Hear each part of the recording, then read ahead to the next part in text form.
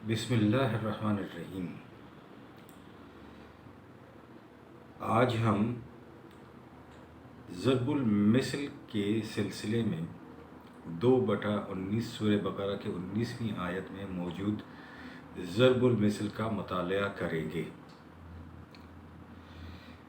واللہ محیط بالکافرین، اس کا سادہ ترجمہ کیا جاتا ہے کہ حالانکہ اللہ منکروں کو اپنے گھیرے میں لیے ہوئے ہے۔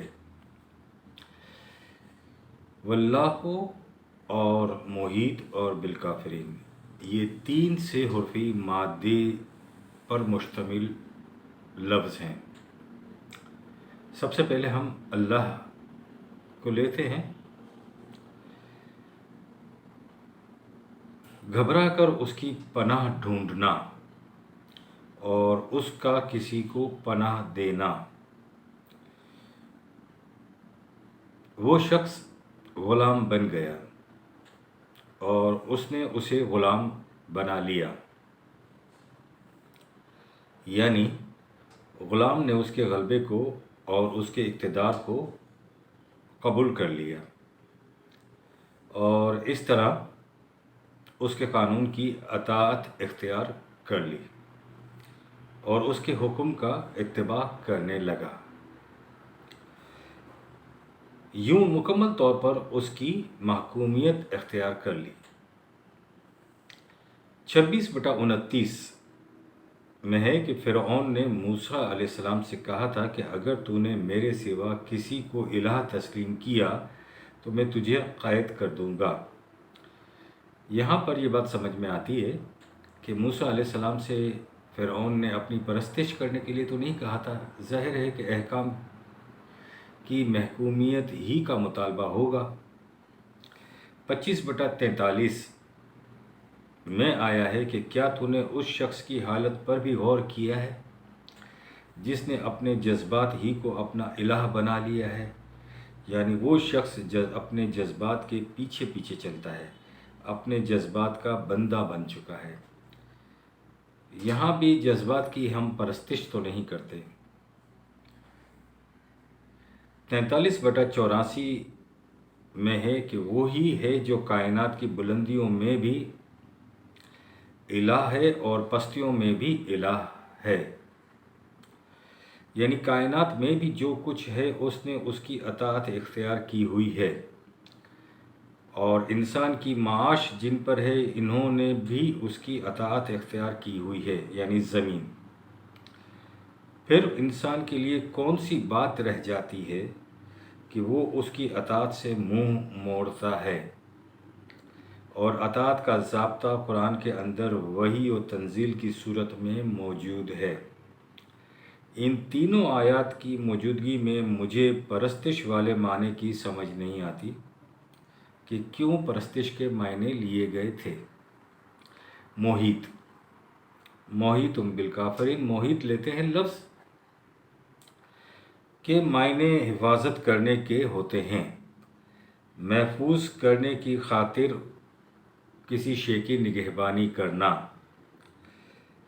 اور ایسا سب کچھ کسی کی ضرورت پورا کرنے کے لیے ہوتا ہے۔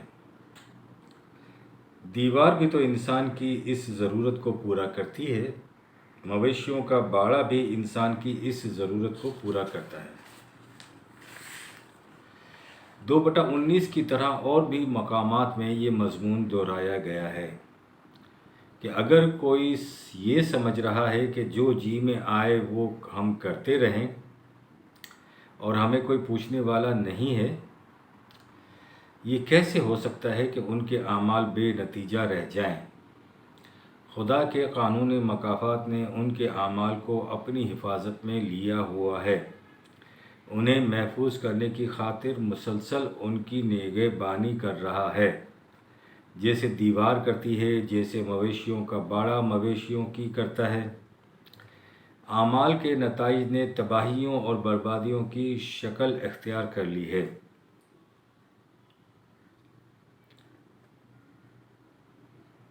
اور ان صورتوں نے چاروں طرف سے اسے گھیرا ہوا ہے، یقیناً وہ ضرور ہلاک ہوں گے۔ 29/54 میں اس لفظ کا استعمال جہنم کے ساتھ آیا ہے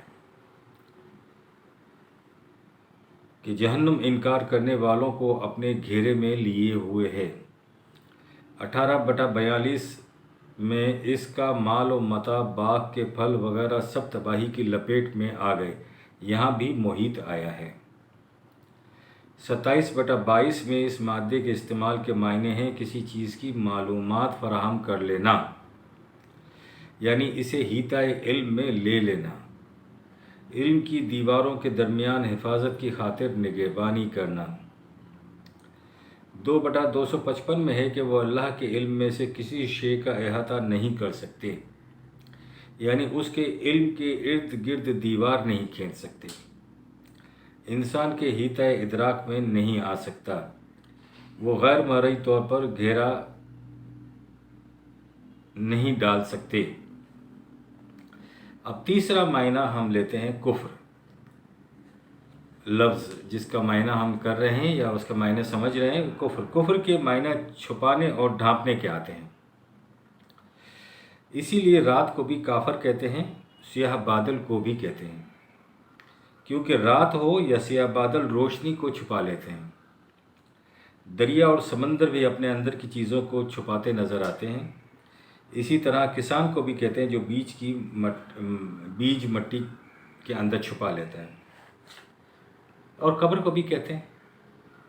مومن کے مقابلے میں کافر آتا ہے کہ ٹھوس سچائیوں کو ڈھانپتا اور چھپاتا ہے، جیسے جو ابدی حقائق کو پوشیدہ رکھے یا دوسروں کی صلاحیتوں کو ابھرنے اور نشو و نما نہ ہونے دے، اس مقصد کی خاطر انہیں پس پردہ رکھے۔ اسی وجہ سے اس کے معنی انکار کے بھی ہو گئے ہیں، یعنی قرآنی صداقتوں کا انکار کرنا۔ کفر بمقابلہ شکر بھی آتا ہے، کیونکہ شکر کے معنی کسی چیز کا ابھر اور نکھر کر سامنے آنا ہوتا ہے۔ کفران نعمت کا معنی نعمتوں کو چھپا لینا ہوتا ہے۔ لفظ کفارہ معنی یہی ہے کہ وہ غلط کام کے مضرت رساں نتیجے کو ڈھانپ لیتا ہے۔ قرآن کریم میں کفر بمقابلہ ایمان متعدد مقامات پر آیا ہے، 2/4 اور 2/6۔ ایمان اور کفر یہ کوئی محض ذہنی اور اعتقادی چیزیں نہیں ہیں، بلکہ ان کا تعلق زندگی کے نظری اور عملی دونوں مسائل سے ہے۔ لہٰذا قرآن کریم کے قانون کی صداقت کو تسلیم کرنا اور پھر اس کے مطابق زندگی کے معاملات کے فیصلہ کرنا یہ ایمان ہے، اور اس کے خلاف فیصلے لینا یا کرنا یہ کفر ہے۔ لہٰذا 30/44 میں کفر کے مقابلے میں عمل صالحہ آیا ہے۔ انکار کے لحاظ سے کفر کے معنی بری الذمہ ہونے کے بھی آتے ہیں۔ کافروں کے متعلق جس عذاب تباہیوں کا ذکر ہے وہ ان کی غلط روش کے نتائج ہوتے ہیں، یعنی انکار کے بعد وہ روش اختیار کرتے ہیں ایسی جس کے نتائج تباہی کی صورت میں نکالتے ہیں، ورنہ انکار اگر کوئی نہیں مانتا ہے تو اس سے تو کوئی مسئلہ نہیں ہے۔ ایمان اور کفر ایسے ہے جیسے صحیح عمل اور غلط عمل، یعنی کوئی غلط عمل کرنا۔ کفار سے مراد سب غیر مسلم نہیں ہوتے، یہ غیر مسلموں کے گروہ کا نام ہے۔ غیر مسلم ہونا الگ بات ہے اور کافر ہونا الگ بات ہے۔ ایک شخص جس کے سامنے قرآنی صداقتیں پیش کی جائیں وہ تسلیم کرنے سے صاف انکار کرتے۔